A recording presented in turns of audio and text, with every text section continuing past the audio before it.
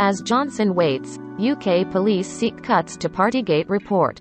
British police say they want parts of a key report into lockdown breaching government parties to remain unpublished until they finish a criminal investigation. London. Doubt about the content and release of a key report into lockdown breaching parties within the British government deepened Friday, when police said they wanted parts of it to remain unpublished until they finish a criminal investigation.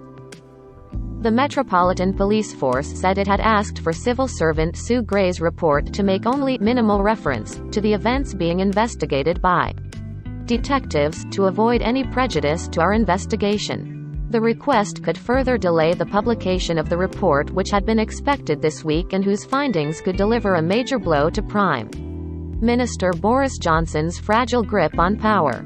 The senior civil servant is probing allegations that the Prime Minister and his staff flouted restrictions they imposed on the country in 2020 and 2021 to curb the spread of the coronavirus with bring your own booze, office parties, birthday celebrations and wine time Fridays.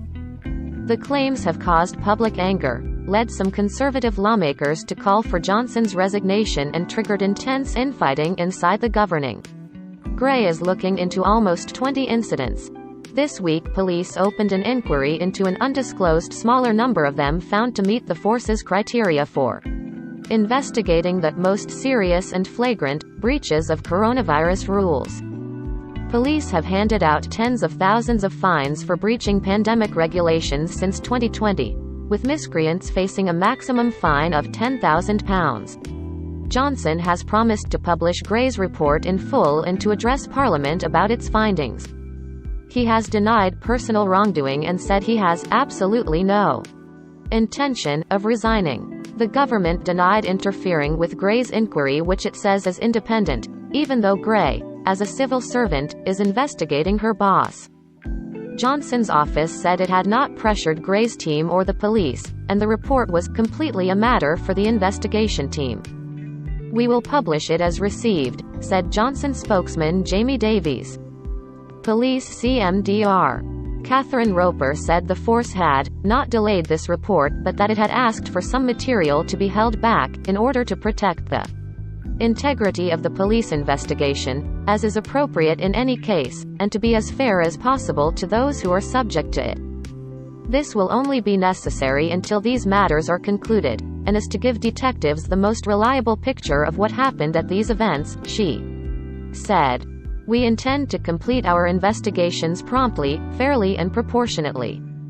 Johnson's opponents accused the government of trying to water down a report that could trigger an attempt to oust the Prime Minister by his own party.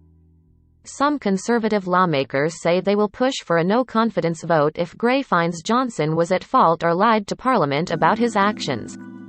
Keir Starmer, leader of the main opposition Labour Party, said the report must be published with no redactions, no edits, no bits left out.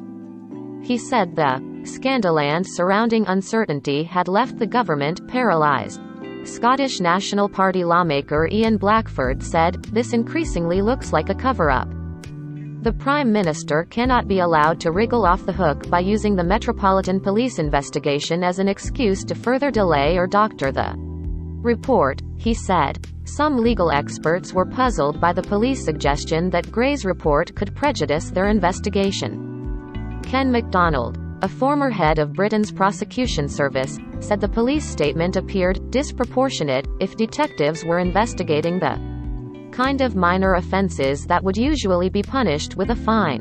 The risk of the police intervention this morning is that this leaves things hanging in the air for weeks and months, and that seems obviously not to be in the public interest, he told the BBC.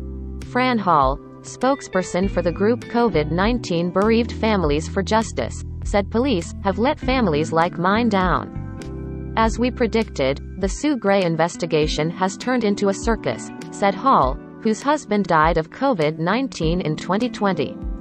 "The reality is that it's clear that the Prime Minister broke his own laws blatantly and regularly, whilst families across the country stuck with them and suffered greatly for doing so.